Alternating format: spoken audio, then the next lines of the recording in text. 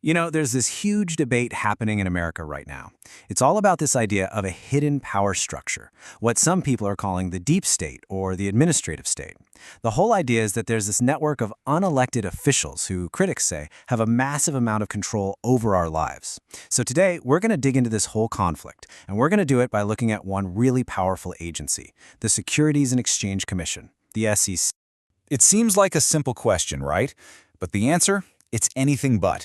Is it the people we actually vote for, the folks in Congress and the White House? Or is it this giant permanent bureaucracy of career employees who take those big, broad laws and turn them into super specific, legally binding rules? That question is really what this is all about. So let's break it down. On one side, you have your elected officials. We see them on the ballot, we vote for them, and they're accountable to us. They're the ones who pass the big picture laws. But then you have the administrative state. We're talking about millions of career government employees who write the thousands upon thousands of pages of detailed regulations that really control how those laws affect us every single day. So here's our game plan for this explainer. First, we're going to really define what we mean by a government within a government. Then we're going to hit rewind and look at what the SEC was supposed to do in the first place. After that, we'll get right into the big controversy that lit this whole thing on fire. We'll also cover how the Supreme Court has gotten involved in a huge way, and finally, we'll talk about what the future might hold. All right, first up, what are we actually talking about when we throw around a term like the administrative state? Well, it's basically the engine room of the government. Think about agencies like the EPA, the FTC, and the SEC. These places are filled with experts, specialists, and people who have been there for decades. Their job is to do the daily grind of turning these broad laws from Congress into actual concrete rules that can be enforced. And this is where you see the two sides just could not be further apart. Critics look at this and see an unaccountable fourth branch of government. They see a bureaucracy that can basically ignore the will of the people we elect, operating outside the normal checks and balances. But defenders, they see it completely differently. They say, look, these are the experts we need to make government work, that it's a transparent system just delivering the services that we, the citizens, ask for. Okay, so to really understand the fight that's happening today, we have to go back, way back. Let's take a look at why the SEC was even created. So the whole story really kicks off with the great stock market crash of 1929. I mean, the total chaos and financial devastation made it painfully obvious that the markets needed some kind of regulation.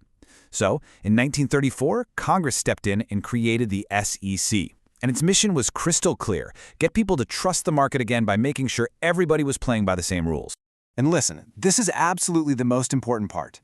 The SEC's original job wasn't to tell you, hey, this stock is a great buy, or oof, stay away from that one. No, its job was just to make sure that companies were being honest about all their relevant financial information. That's it, so that you, the investor, had the facts to make your own decision.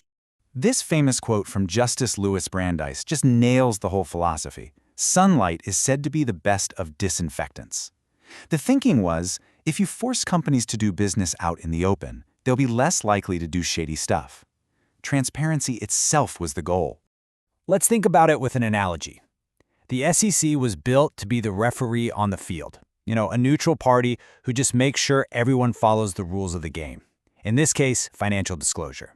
But the argument from critics today is that the SEC has stopped being a ref and started acting like a coach, trying to tell the teams, the companies, what social and political plays they should be running. And that brings us right to the heart of the matter, the flashpoint for this entire debate. The SEC's really controversial new rules on something called ESG. Okay, so what is ESG? It stands for Environmental, Social, and Governance. And the SEC's new rules are forcing public companies to disclose a ton of new information about things like their climate risks, their carbon emissions, and even their policies on social issues like diversity and hiring. So, here's how the critics lay out their case. They start with what we just talked about. The SEC's job is to protect investors with financial info. But they say these new ESG rules are forcing companies to disclose things that are inherently social and political. So their conclusion is that this great principle of full disclosure is now being used as a kind of smokescreen to advance a social agenda, turning that neutral referee into a political activist. And if you need any proof of just how divisive this all was, you just have to look at this one number, 3-2. That was the final vote by the 5 SEC commissioners to pass these rules. It was a straight party line split, which, as you can imagine, just threw gasoline on the fire. Now, this whole fight didn't stay inside the agency or even in Congress. It went all the way to the top, to the Supreme Court. And lately, the court has started to push back, and push back hard, against the power of these federal agencies.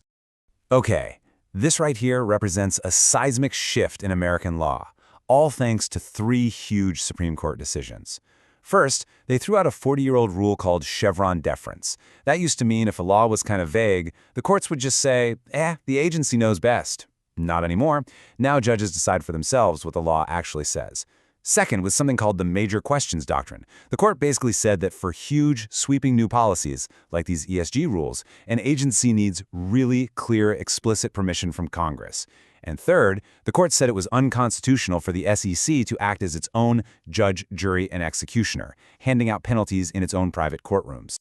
So, with the courts jumping in like this, you gotta wonder, what happens now? How do you go about reforming the referee? So, the Supreme Court is obviously a powerful check on these agencies. But there's another idea floating around, one that would put the power right back where many think it belongs, with Congress itself.